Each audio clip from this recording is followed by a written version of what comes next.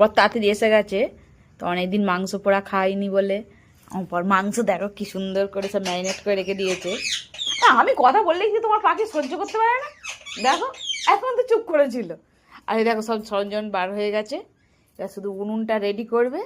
আর আজকে এইটা এনেছে, আর ওটা কি দেখে নিয়ে এসেছি তো, এটা এই জিনিসটা নতুন এক্সট্রা এনেছে, এটা দেওয়া হয়েছে, ওই জন্য কালারটা দেখো হেভি লাগছে।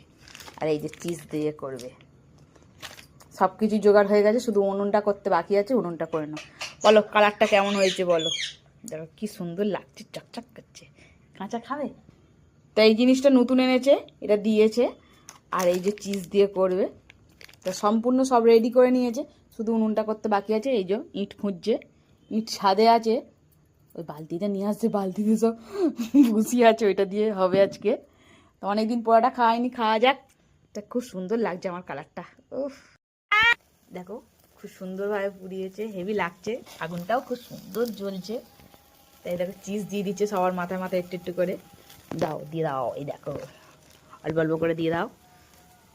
তো দেখো হেভি লাগছে, কিন্তু আগুনটা কিন্তু খুব সুন্দর জ্বলেছে গো।